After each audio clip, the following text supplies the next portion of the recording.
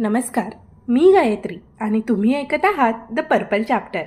आज आपण बोलणार आहोत ध्येययुक्त जीवनाबद्दल. ध्येय नसलेले जीवन म्हणजे दिशाहीन होणं.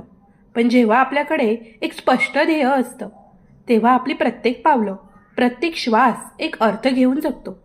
चला तर मग शोधूया आपल्याला चालायचं आहे कुठे आणि का. तुमच्या मनातील विश्वास, आत्मविश्वास हा तुमच्या डोळ्यात दिसतो. तुम्ही जेव्हा समोरच्याकडे पाहता, एखाद्या आत्मविश्वासी माणसाला पाहता, तेव्हा त्याच्या चेहऱ्यावर, डोळ्यात जो आत्मविश्वास दिसतो, तो आत्मविश्वास तुमच्या डोळ्यात आणायचा असेल तर काय करायला हवं? ज्याच्यामध्ये आत्मविश्वास नसतो ते बोलतानाही करत बोलतात. बोलताना ते अडखडतात. अडखडण्यामागे, करण्यामागे किंवा अनेकांना शब्द सापडत नाहीत.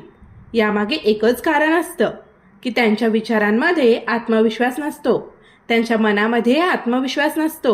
आणि यांच्या मनामध्ये आत्मविश्वास का नसतो? कारण त्यांना नक्की काय करायचंय हे कळत नसतं. डोळ्यात आत्मविश्वास कसा येऊ शकतो याचं एक साधं उदाहरण मी तुम्हाला सांगतो. साधारणपणे 14 वर्षाच्या मुलाला घेऊन त्याचे वडील माझ्याकडे आले होते. ते म्हणाले, याच्यात विश्वासच नाही, आत्मविश्वासच नाही, हा कुठलंच काम नीट करत नाही, हा नीट बोलत नाही. वडील भराभरा तक्रारीचा पाढा वाचत होते. त्यावेळेस त्या मुलाशी आणि वडिलांशी मी काहीच बोललो नाही. त्यांना म्हटलं की तुमच्या मुलाला एकट्याला माझ्याकडे पाठवून द्या. 2-3 दिवसांनी तो मुलगा मला भेटायला आला. बोलता बोलता माझ्या लक्षात आलं की त्या मुलाकडे ध्येयच नाही, लक्षच नाही. कुठलंही ध्येय नसलेल्या मुलासारखी त्याची गती झाली आहे.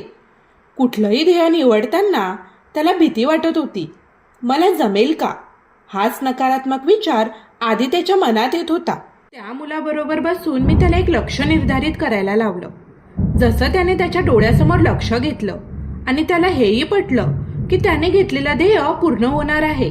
त्याच्या देहबोलीत फरक दिसायला लागला, त्याच्या बोलण्यात फरक दिसायला लागला. आधी हा मुलगा समोरच्याशी धडाधडा बोलत नव्हता, आपली मतं मांडत नव्हता. पण आता त्याच्या देहबोलीत फरक पडला होता, त्याच्या बोलण्यात सहजता आली होती. अनेकांच्या आत्मविश्वासाच्या अभावाचं मुख्य कारण असतं की त्यांच्याकडे ध्येय नसतं. त्या मुलाला ध्येय घेताना मी विचारलं की तू सर्वात छान काय करू शकतोस? तो म्हणाला, मी क्राफ्टमध्ये चांगला आहे, माझं ड्रॉइंग खूप चांगलं आहे, मी थर्माकोल कागदाबरोबर बरंच काही करू शकतो. काही दिवसांनी गणपती आले होते. त्याला मी म्हटलं, चल तुझ्या गणपतीची अशी आरास करून दाखव जी अजून कुणी केली नसेल. त्याला म्हटलं की कागद, थर्माकोल जे हवं ते पुरवण्याची व्यवस्था आपण करू. हे जर तू करून दाखवलंस तर तुझा आत्मसन्मान वाढेल. त्यानंतर हा मुलगा स्वतःहून दुकानात जायला लागला, स्वतःहून अनेक ठिकाणी जायला लागला. त्याला मी नंतर विचारलं, गेली 2-3 दिवस काय मनात चाललं होतं? तो म्हणाला, माझ्या मनात चाललं होतं माझी गणपतीची आरास कशी असली पाहिजे. अनेक ठिकाणी मी जायचो, माझं लक्ष इकडेच असायचं की इथली कुठली वस्तू मला माझ्या गणपतीची आरास करण्यामध्ये, देखावा करण्यामध्ये वापरता येईल का. त्याने हळूच हेही कबूल करून टाकलं की माझ्या मनात गणपतीच्या देखाव्याचे विचार असल्यामुळे मला अनेक ठिकाणांची भीती असायची, ती नाहीशी झाली.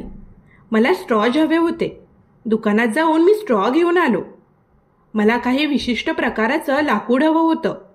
बागेत जाऊन मी ते तोडून घेतलं. ध्येय लहान किंवा मोठं नसतं, ध्येय असतं. ज्यावेळेस तुमच्याकडे ध्येय असतं त्यावेळेस तुम्ही आत्मविश्वासाची पहिली पायरी ओलांडलेली असते. ध्येय पूर्ण करताना स्वतःच्या मनाची अशी कल्पना करा की हे जे कार्य मी करणार आहे, हे जे काम मी करणार आहे, हे काम करण्याची मला आयुष्यात शेवटची संधी आहे. यानंतर मी हे कार्य कधीच करू शकणार नाही. तुम्हाला जाणवेल त्या लहानशा कामात देखील तुम्ही अतिशय आत्मविश्वासपूर्ण काम करत आहात. तुम्हाला कोणी चहा करायला सांगितला तर मनात हा विचार आणा, मी जो चहा बनवणार आहे तो माझ्या आयुष्यातील शेवटचा चहा आहे. आता परत कधीही मला चहा बनवायला मिळणार नाही. चहा बनवणं हे एक छोटंसं काम आहे, साधंसं काम आहे. पण ते तुम्ही इतकं मनापासून कराल, इतकं सहजतेने कराल की तुमच्या जीवनातील सर्वोत्कृष्ट चहा बनवण्याचा तुम्ही प्रयत्न कराल. कार्य करताना तुम्हाला मिळालेला हाच आत्मविश्वास तुम्हाला बरंच काही देऊन जाईल. ध्येय हे फक्त मोठं असण्याची गरज नाही, ते स्पष्ट असणं महत्त्वाचं. आपल्याला काय हवं आहे हे समजलं की आपलं जगणं आपोआप बदलायला लागतं.